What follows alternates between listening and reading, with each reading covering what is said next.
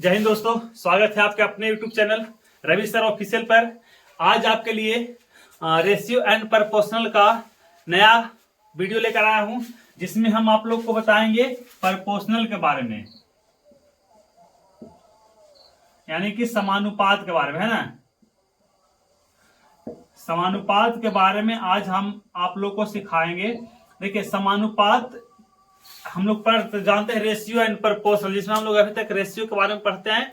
अब हम लोग पढ़ेंगे प्रपोर्शनल के बारे में। ठीक है, समानुपात का मतलब जो है इस तरह से बराबर उसको कह सकते हैं। जैसे ई हो गया आपका अनुपात, एक और दे दिए तो होगा समानुपात, है ना। इसको हम बराबर भी समझते हैं, बराबर ही कहते हैं।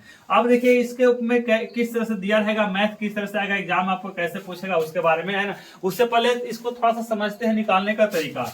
जैसे देखिए, यदि आपको दिया हुआ है A अनुपात B समानुपात C अनुपात D, इस तरह से आपका मैथ दिया हुआ है, तो हम क्या इसको अनुपात मतलब बटा, इस समानुपात मतलब बराबर।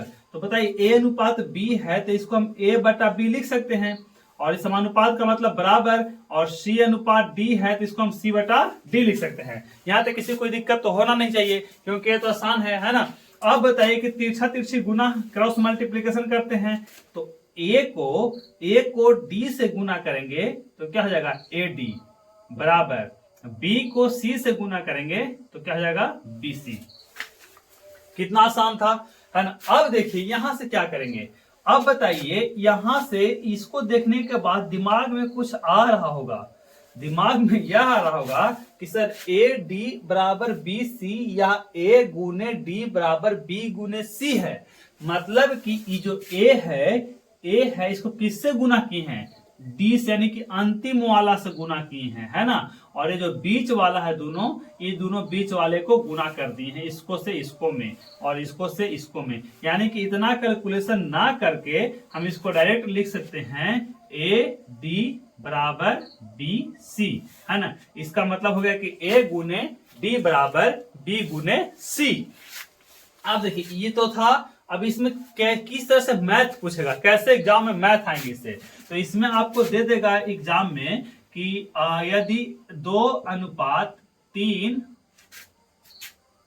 समानुपात 4 अनुपात x हो तो x का मान क्या होगा, है ना। इस तरह से अब बताइए कि 2 अनुपात 3 समानुपात 4 अनुपात x है, इसमें यदि आपसे x का मान पूछे तो हम यहाँ जानते हैं कि डायरेक्ट, है ना, डायरेक्ट निकालेंगे a गुने d। अब बताइए कि इससे इसको और शॉर्ट कैसे कर सकते हैं।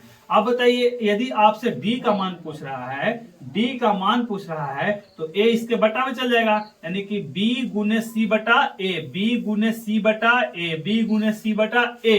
तो x का मान पूछ रहा है तो b गुने c बटा a, तो b गुने c बटा a, इस ई कर जाएगा। x का मान कितना आ गया 6। कितना आसान था, है ना। यदि इसको हम प्रोसेस से बनाएंगे तो देखिए कैसे बनाते हैं।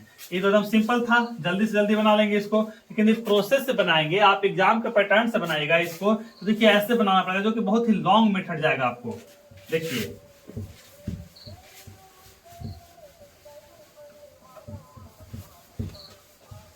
देखिए यदि 2 अनुपात 3 समानुपात 4 अनुपात 1 है तो इसको ऐसे लिखेंगे 2 बटा 3 बराबर 4 बटा x।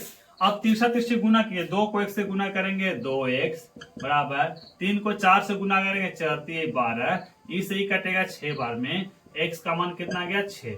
यहां भी सेम आया, यहां भी सेम आया। तो इतना करने से अच्छा है कि हम लोग डायरेक्ट जैसे क्वेश्चन को देखें, बस कैलकुलेशन में आप लग जाइए। तो इस तरह से आपको एग्जाम में पूछेगा मैथ, तो कोई दिक्कत नहीं होना चाहिए। अब देखिए ऐसे भी पूछ सकता है ना, कोई जरूरी नहीं है कि यहाँ इसी का मान पूछेगा, इसका भी पूछ सकता है, इसका भी पूछ सकता है ना, इसका भी पूछ सकता है। किसी का एक का मान गायब रहेगा और उसी में से किसी का मान पूछेगा। चलिए ये तो था, आपको समानुपात से संबंधित क्वेश्चन ऐसे पूछेंगे। चलिए एक क्वेश्चन और देखते हैं, है ना। एक क्वेश्चन और देखिए, दे देगा 2 अनुपात 5 समानुपात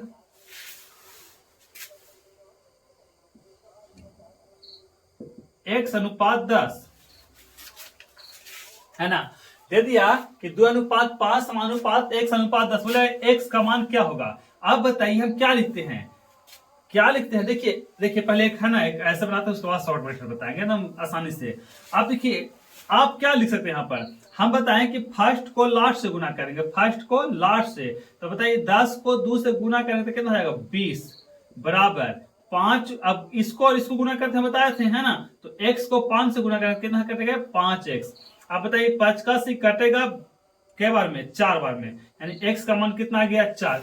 कोई बोले सर ऐसे कैसे कटेगा, बराबर के थोड़ी कटता, यदि बराबर के दोनों साइड गुना में हो तो कटता है। ध्यान दीजिए बराबर के इस साइड गुना में होते कटता है, एक्स के गुना में ही तो है ना, नीचे वाला से नीचे वाला कटेगा, ऊपर वाला से ऊपर वाला कटेगा। ध्यान दीजिएगा बराबर के यदि दोनों साइड एक संख्या इधर है एक संख्या इधर है, अगर तो नीचे वाले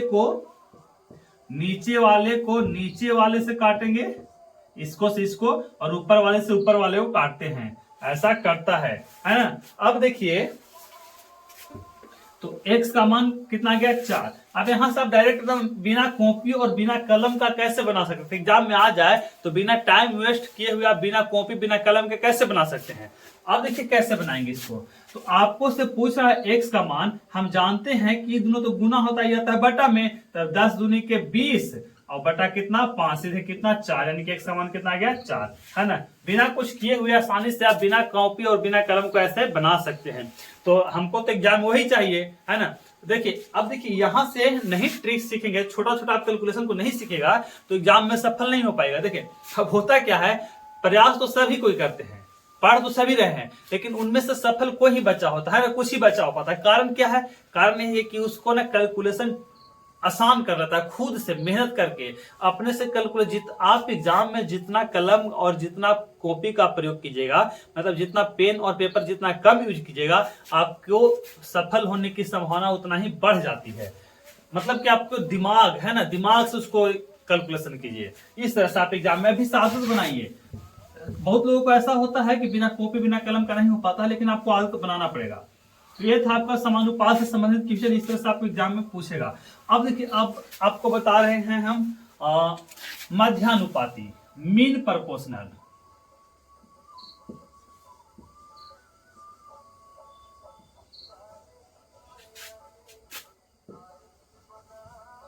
है ना, मध्यानुपाती।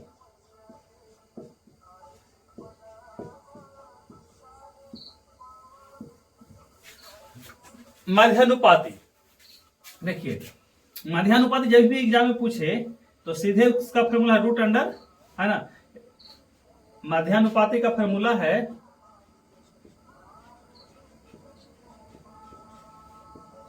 Root under AC। अभी कैसे आया रूट अंडर AC, कहां से आया देखिए बहुत ही अच्छा है।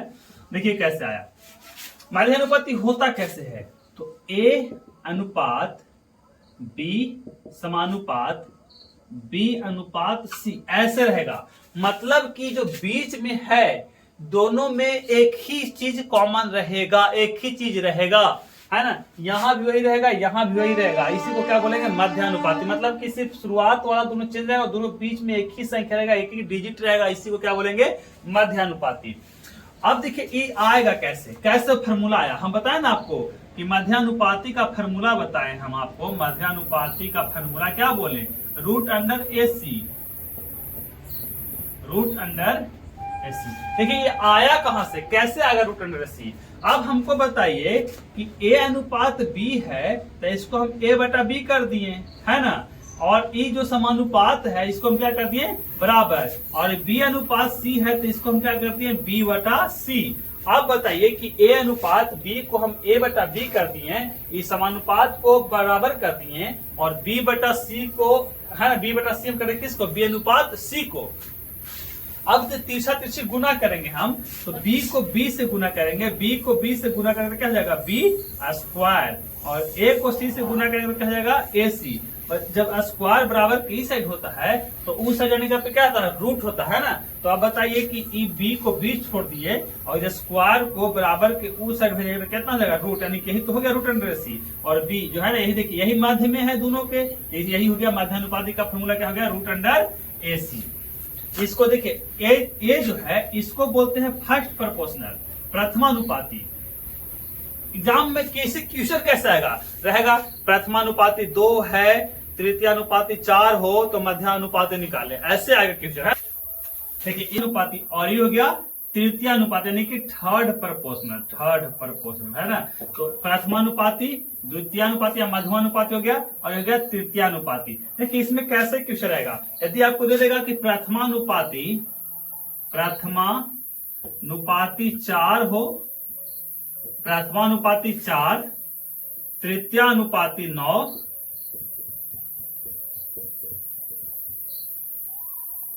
तृतीयानुपाती 9 हो तो मध्यानुपाती क्या होगा, अब बताइए। तो इसमें कुछ जान ही नहीं बचा हुआ है, क्योंकि मध्यानुपाती का हमको पता है कितना होता है, √AC। तो √A तो दिया हुआ है, A प्रथमानुपाती है, C तृतीयानुपाती है, तो A तो हो गया 4 और C कितना हो गया 9 और 9 चौके 36 और 36 का वर्गमूल कितना हो गया 6 हो गया क्या आंसर, यानी कि 6 पर क्या हो गया आंसर। तो इस तरह से आसान था, है ना। अब बताइए एक चीज हम आपको बता रहे हैं जो याद रखिएगा, हमेशा काम देगा आपको रेशियो में। इसको हम लोग ट्रिक कर सकते हैं या इसको रूल कर सकते हैं, जो आप कहिए। देखिए रेशियो में कभी भी दशमलव या बटा में आंसर नहीं होता है। रेशियो में कभी भी दशमलव या बटा में आंसर नहीं लिख सकते हैं। यदि आपको कैलकुलेशन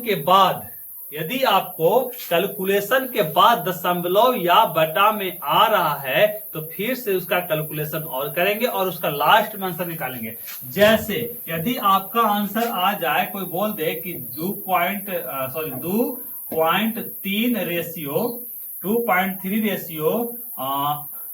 1.3 हो तो ये सही नहीं है ना, ऐसे हम आंसर नहीं लिख सकते हैं। इसको करना कैसे होगा, आप बताइए। दशमलव के बाद जो है एक अंक है दोनों में, तो बटा करेंगे, है ना। तो इसको हटाने के लिए हम क्या करेंगे 10 लिखेंगे, इसको हटाने के लिए क्या लिखेंगे 10। देखिए इस कट जाएगा, यानी कि आपको कितना जाएगा 23:13। इसको ऐसे लिख सकते हैं डायरेक्ट, आपको ऐसे रहे मैथ इस तरह से 4:3:2.3 रहे, तो इसको हम डायरेक्ट क्या करेंगे 43:23। ये आपका आंसर होगा, ए आंसर नहीं होगा, है ना। ए आंसर नहीं होगा, ए आंसर आपका होगा, ए आंसर ई सही है।